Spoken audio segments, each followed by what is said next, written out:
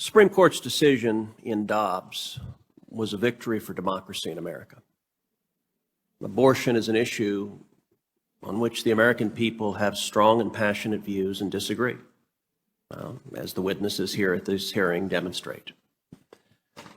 Those disagreements have been longstanding, and the way our Constitution operates, typically on issues in which there is sharp disagreement, it is the democratic process that resolves that disagreement.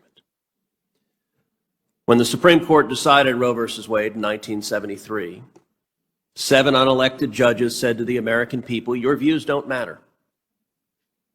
Your desire to protect innocent life doesn't matter. We know better than you, and we are going to prevent you from making decisions about protecting life. The consequence of that has been 5 decades of deep political division because the democratic process was prevented from operating. Now that a 6-3 majority of the Supreme Court has overturned that decision, questions of abortion will return to the elected branches of government. The democratic process will be allowed to operate. That will mean in bright blue states, tragically, we'll continue to see unlimited abortion on demand. And in redder states, we will see some meaningful restrictions on abortions. And those restrictions will vary state by state, depending on the values and mores of their citizens. That's how our Constitution was meant to operate. If you disagree with the abortion laws in your state, you have an outlet to express that disagreement. You have an outlet to be involved in the political process. You have an outlet to advocate for what you believe the laws should be. You're not forced to live under the rule of unelected judges operating as philosopher kings and decreeing the rules for 330 million Americans.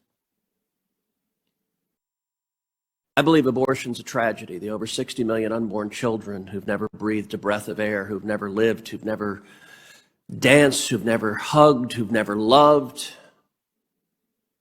Our country is far poorer.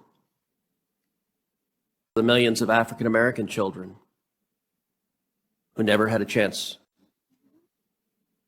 to live and contribute to our country. Unfortunately, one of the consequences of the court taking this out of the democratic process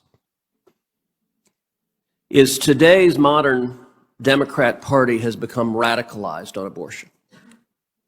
The case Planned Parenthood versus Casey, a lot of people don't know that the Casey in question there was Governor Bob Casey, who was a Democrat and was pro-life. Today's Democrat Party has said, if you're pro-life, get the hell out. Your views are not welcome in our party. Part of the reason that Democrats in this hearing are painting the Dobbs decision in such apocalyptic terms is they know their view of abortion, which is unlimited abortion on demand up to the moment of birth, partial birth abortion with government funding, with no parental notification and no parental consent, is supported by a tiny minority of Americans. They know that the voters, when given a chance, don't support that radical view. And I will point out, there was a time when Democrats used to say the same thing. We all remember Bill Clinton, who said he wanted to see abortion safe, legal, and rare. Today's Democrat Party doesn't want it rare. It wants as much abortion as possible. Well, I'll tell you this. When Roe versus Wade was decided, one Democrat who spoke up against it was a fellow named Joseph Robinette Biden, who said in 1974, quote, I don't like the Supreme Court decision on abortion. I think it went too far. I don't think that a woman has a sole right to say what should happen to her body. That was Joe Biden in 1974. And you may say, okay, that was a long time ago. All right, let's go to 2007, just 15 years ago. 2007, Joe Biden. Tim Russert says, you supported that ban on late-term abortions. Biden said, I did, and I do. That was 15 years ago. Just weeks ago, the Democrats in this body voted to strike down every restriction on abortion across this country, including bans on partial birth abortion, and every single Democrat but one voted for it.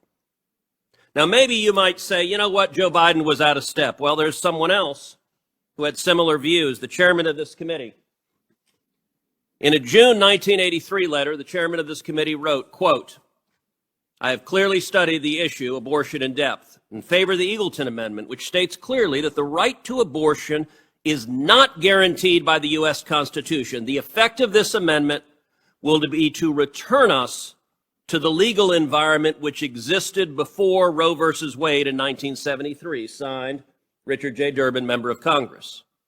That view continued. In August of 1989, Chairman Durbin wrote, and again I quote, I believe we should end abortion on demand, and at every opportunity I have translated this belief into votes in the House of Representatives. He continued to say, I continue to believe the Supreme Court's decision in Roe versus Wade should be reversed. That was the view of a lot of Democrats not that long ago. But today's Democratic Party is afraid of the voters on this issue. What the Supreme Court has done is returned this deeply personal, deeply important, deeply contentious issues to the voters, to let the American people decide. That's democracy. And all of us should be happy about that. Thanks for watching, and if you haven't already, please consider subscribing to our channel. And while you're at it, please leave us a comment. Thank you for watching.